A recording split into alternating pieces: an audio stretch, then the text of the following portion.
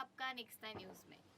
इस प्रोग्राम में हम बात करेंगे द शोमैन राज कपूर के बारे में। जी हाँ, वैसे तो उन्हें इस दुनिया को अलविदा कहे 29 साल हो चुके हैं लगभग, लेकिन फिर भी आज जब बात हो शोमैन की या फिर एक ऐसे इंसान की जो जिसका करियर हमेशा तड़क भड़क वाला रहा हो, तो हमेशा राज कपूर की बात ज़रूर आती है। तो इस रिपोर्ट में हम वही बात करेंगे और साथ ही साथ कुछ ऐसे अनसुने किस्से हैं उनके जिसके बारे में आप बिल्कुल नहीं जानते होंगे। उसी में से एक किस्सा ये था कि वो पैदल पैदल ही राज कपूर रूस पहुंच गए थे। पैदल नहीं, यानी कि बिना वीज़ा के पहुंच गए थे। और आपको मालूम ही है कि अगर इंडिया से बाहर जाना हो तो वीज़ा की बहुत ज़रूरत होती है, लेकिन आखिरकार राज कपूर बिना वीज़ा के रूस कैसे पहुंच गए थे, इस बात का जवाब आपको इस प्रोग्राम में ज़रूर मिलेगा। लेकिन इसके साथ साथ बता दें कि 1950 के दशक में राज कपूर फिल्म इंडस्ट्री का वो नाम थे जिनके पीछे हर कोई दीवाना था। वो चाहे उनकी कोई भी फिल्म हो, और उनकी दीवानगी ऐसी थी कि सिर्फ भारत नहीं, रूस तक के हुनर का कायल थे। यानी कि वो अपने फैंस से मिलने के लिए रूस तक पहुंच गए थे। लेकिन आखिरकार ये चीज़ पॉसिबल कैसे हुई, वो तो जानना ज़रूरी है। और इतना ही नहीं, उनका इतना बोलबाला था कि जब भी एक अलग अंदाज की बात हो तो राज कपूर का नाम आ ही जाता था। तो ये सारी चीज़ें जो आपको कंफ्यूज कर रही है, उसको जानने के लिए आप इस रिपोर्ट में आखिरी तक बने रहिए। बता दें कि शोमैन राज कपूर के निधन को 29 साल से ज़्यादा हो गए, लेकिन वह अब भी रूस में भारतीय फिल्म इंडस्ट्री के बादशाह है। रूस में युवाओं से लेकर कई पीढ़ियां राज कपूर और उनके सिनेमा को भली भांति जानती है और उन्हें बॉलीवुड का नंबर 1 हीरो मानती है। 1950 के दशक में राज कपूर फिल्म इंडस्ट्री का वो नाम थे जिनके पीछे हर कोई दीवाना था। राज कपूर की दीवानगी ऐसी थी कि न सिर्फ भारत बल्कि रूस तक उनके हुनर का कायल था और आज भी है। उनका वहाँ इतना बोलबाला था, इस बात का आप इससे ही अंदाज़ा लगा सकते हैं कि जब वो वहाँ बिना वीज़ा के जा पहुँचे थे। ये बात तब की है जब राज कपूर फिल्म तेरा नाम जोकर के लिए रशियन सर्कस की बात कर रहे थे। उस वक्त वो लंदन में थे, फिर उन्हें आनन फानन में मॉस्को जाना पड़ा। उन्हें इस बारे में जानकारी नहीं थी कि वो अपना वीज़ा लाना भूल गए हैं, मगर उनके अप्रवासी होने के बावजूद भी सोवियत के अधिकारियों ने उन्हें बिना किसी परेशानी के देश में आने दिया था। राज कपूर के बेटे ऋषि कपूर ने अपने एक इंटरव्यू के दौरान अपने पिता के साथ हुई इस घटना का जिक्र करते हुए बताया था कि वे बाहर निकले और टैक्सी का इंतजार करने लगे।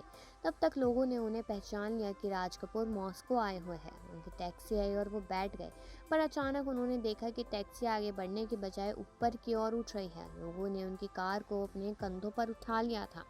अब आप सोच रहे होंगे कि राज कपूर रूस में इतने लोकप्रिय क्यों हुए, तो चलिए आपको इस सवाल का जवाब देते हैं।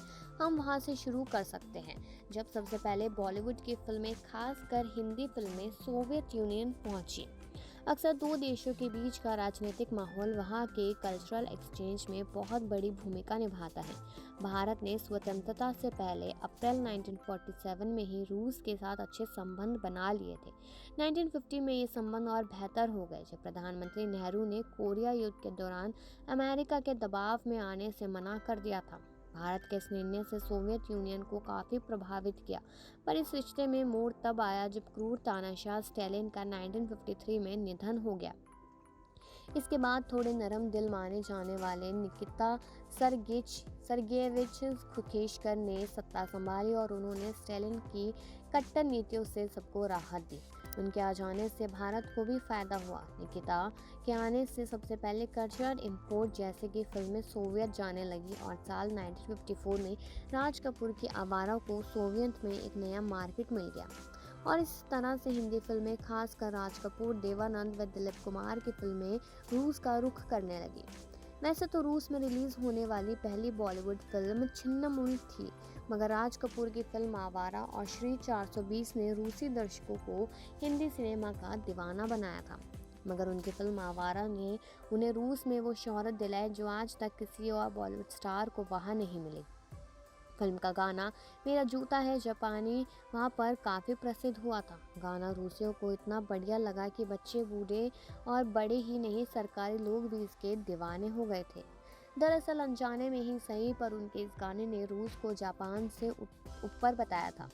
गाने में जो बोल है जैसे मेरा जूता है जापानी, ये पतलून हिंदुस्तानी, सर पे लाल टोपी रूसी, फिर भी दिल है हिंदुस्तानी। इसमें जापानी जूते को पैरों में बताया गया और रूसी टोपी को सिर पर रखा गया। जी हाँ, उस समय जापान और रूस के बीच अच्छे रिश्ते नहीं थे। ऐसे में जब रूस ने देखा कि राज कपूर ने अपने गाने में जापान को नीचे बताया है, तो सब ने उन्हें कॉमरेड मान लिया। हालांकि राज कपूर का कहीं भी किसी देश को नीचा दिखाने का अंदेशा नहीं था, परिस्थितियों के आगे वो भी हार गए। इस दिन से राज कपूर रूस सरकार के भी पसंदीदा कलाकार बन गए थे। जी हाँ, लेकिन अगर आपको इसके साथ साथ राज कपूर की जिंदगी के बारे में भी कुछ पता है तो बता दें कि राज कपूर ने हिंदी फिल्म को अलग पहचान दी थी। वे प्रसिद्ध अभिनेता, निर्देशक, निर्माता थे। 1953 में मात्र 10 साल की उम्र में फिल्म इनकलाब से अभिनय की शुरुआत की थी।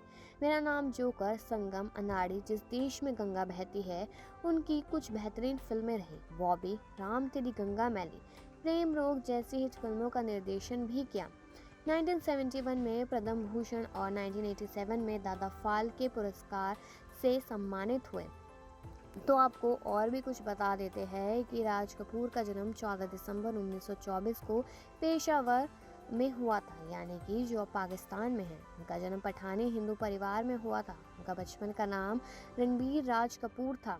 उनके पिता का नाम पृथ्वीराज कपूर तथा उनकी माता का नाम रामशरणी देवी कपूर था। उनके भाई का नाम शशि कपूर, शम्मी कपूर, नंदी कपूर, देवी कपूर और बहन का नाम उर्मिला सियाल था। 1946 में राज कपूर के पिता पृथ्वीराज कपूर ने उनकी शादी अपने मामा की बेटी कृष्णा से करवाई। उनके बच्चों का नाम रणधीर कपूर, ऋषि कपूर, राजीव कपूर और बेटी का नाम ऋतु नंदा रीमा जैन था। जी हाँ, राज कपूर ने अपनी शिक्षा saint Xavier's college and school Kolkata और कर्नल ब्राउन कैमरा स्कूल देहरादून से प्राप्त की थी। इसके साथ साथ राज कपूर ने 1930 के दशक में बॉम्बे टॉकीज में फ्लावर बॉय और पृथ्वी थिएटर में एक अभिनेता के रूप में काम किया। ये दोनों कंपनियां उनके पिता पृथ्वीराज कपूर की ही थी। राज कपूर ने 1930 के दशक में बॉम्बे टॉकीज में क्लैपर बॉय और पृथ्वी थिएटर में एक अभिनेता के रूप में काम किया था। जी हाँ, इसके साथ साथ आगे बताते हुए चले आपको कि काफ़ी सारी फिल्में थी जो राज कपूर ने अपनी ज़िंदगी में की थी। उनकी पत्नी कृष्णा, नरगिस, पद्मिनी, वैजंती माला जैसी भारतीय नायिकाओं के साथ उनके संबंधों से काफ़ी परेशान रहती थी, जिसके चलते वे कई बार घर भी छोड़कर चली जाती थी। इसके साथ साथ बता दें कि 1983 में फिल्म प्रेम रोग के लिए सर्वश्रेष्ठ निर्देशक पुरस्कार भी मिला था। और अगर उनके दुनिया के अलविदा कह जाने की बात की जाए तो उन्होंने दुनिया को अलविदा 2 जून 1988 को नई दिल्ली से कह दिया था, लेकिन उसके बावजूद भी उनको हमेशा ही याद किया जाता है। जैसे कि हमने आपको बताया है कि भारत ही नहीं, रूस में भी उनको काफ़ी ज़्यादा माना जाता था और एक अलग ही पहचान थी उनके किरदार को लेकर और साथ ही साथ उनके गानों को लेकर। और लोग यहाँ तक कि बहुत रिस्पेक्ट, इज्जत, बहुत मान सम्मान किया करते थे राज कपूर का। और इसके साथ साथ ही हमेशा ही राज कपूर को आज भी रूस में काफ़ी ज़्यादा याद किया जाता है, क्योंकि उनकी वजह से ही भारत और रूस के जो रिश्ते थे वो काफ़ी ज़्यादा अच्छे बन गए थे। और वही ये आपने सुना ही और देखा ही कि किस तरीके से राज कपूर ने ये कदम उठाया था, क्योंकि वो अपने हर एक फैन को उतनी ही इम्पोर्टेंस दिया करते थे, वो चाहे भारत में हो या फिर भारत के बाहर। और उसके बाद उन्होंने क्या किया, जो आपने सुना कि कैसे बिना वीज़ा के वो रूस पहुंच गए थे। और इसके साथ साथ आपको ये भी बताते चले कि रूस में रिलीज होने वाली पहली बॉलीवुड फिल्म त्रिमूल थी, मगर राज कपूर की फिल्म आवारा और श्री 420 ने रूसी दर्शकों में हिंदी सिनेमा को लेकर दीवाना कर दिया था। तो ये राज कपूर का अनसुना किस्सा आपको कैसा लगा है, ये कमेंट सेक्शन में ज़रूर बताइएगा। और बाकी खबरों के लिए तो बने रहिए नेक्स्ट टाइम न्यूज़ पे।